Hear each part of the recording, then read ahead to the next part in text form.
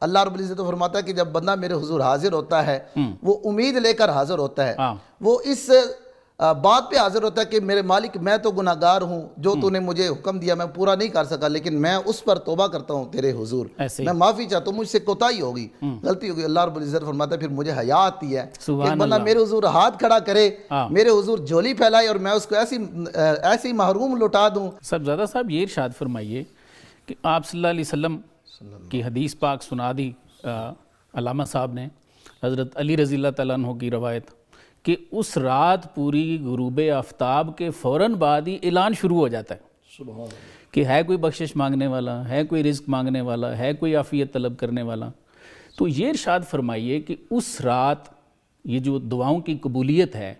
کیا یہ حتمی ہے پھر، اور ہر طرح کے بندے کی جنہوں نے کبائر بھی کچھ کیے ہوئے ہیں، کیا سب کی بخشش ہو جاتی ہے؟ ماشاءاللہ بہت زبردست سوال کیا۔ پہلے تو میں آپ کا شکریہ ادا کرنا چاہوں گا کہ آپ نے اس مبارک پروگرام میں مجھے بھی شامل کیا اور ایک خوبصورت ٹاپک آپ نے سلیکٹ کیا، اور یہ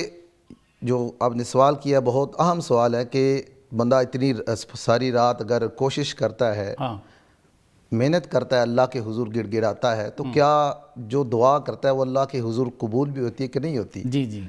تو یہ تو بڑی سادہ سی بات ہے کہ میرے اور آپ کے کریم آقا صلی اللہ علیہ وسلم کی حدیث مبارکہ ہے، حضور نبی رحمت صلی اللہ علیہ وسلم فرماتے ہیں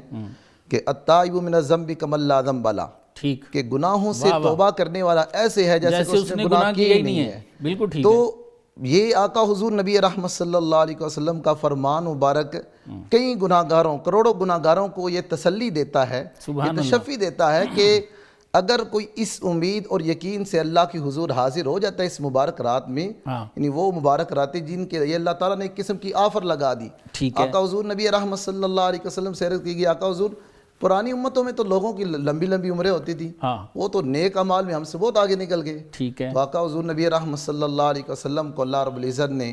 جناب جبریل علیہ السلام کے ذریعے پیغام بھی جو ہے کہ پیارے حبیب اپنے غلاموں سے فرما دیجئے کہ پریشان نہ ہوں، میں تمہیں ایسی راتیں عطا کر دوں گا، ایسی آفریں لگا دوں گا، اگر تم ان مبارک راتوں کی اہمیت کو سمجھ لو گے،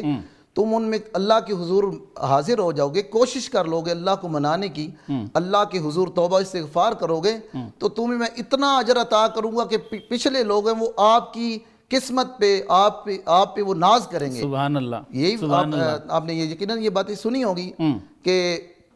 سابقہ انبیاء کے سامنے جب بھی آقا حضور نبی رحمت صلی اللہ علیہ وسلم کی امت کا ذکر ہوتا تو انبیاء نے بقرہ عرض کی کہ مالک وہ امت میں عطا کر دے، کہ امت اتنی شانوں والی ہے۔ بالکل ایسے جب اللہ رب العزت نے فرمایا نہیں وہ میرے پیارے حبیب کی امت ہے، پھر عرض کی کہ مالک پھر ہم سے نبوت لے لے، ابھی اس امت میں داخل کر دے۔ تو یہ اللہ رب العزت کی یہ کمال مہربانی اور اس کی کرم نوازی ہے کہ ایک ایک رات ایسی عطا کر دی کہ بندہ اللہ کے حضور حاضر ہو جائے، اور اللہ رب العزت تو فرما رہا کہ جو میرے حضور حاضر ہو جائے گا، توبہ کرے گا، تو پھر ایسا تو ہو ہی نہیں سکتا۔ اللہ رب العزت فرماتا ہے کہ جب بندہ میرے حضور حاضر ہوتا ہے وہ امید لے کر حاضر ہوتا ہے، وہ اس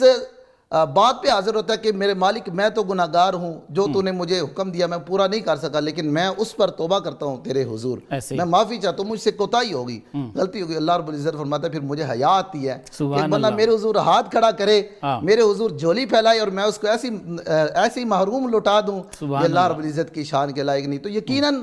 حضرت جناب علی المرتضیٰ رضی اللہ عنہ اور دیگر کئی کبار صحابہ کرام علی مردوان سے اس طرح کی روایات ملتی ہیں، تقریباً 17 کے قریب ایسے صحابہ کرام علی مردوان ہیں جنہوں نے خصوصی طور پہ اس موضوع پہ اس مبارک رات کے متعلق انہوں نے روایات نقل کی کہ یہ مبارک وہ راتیں ہیں کہ جن میں اللہ رب العزت دعاؤں کو قبول فرماتا ہے۔ سبحان اللہ۔ تو یقیناً جو اللہ کی حضور قبولیت ہے وہ یقیناً حتمی ہے۔ بالکل ٹھیک ہے۔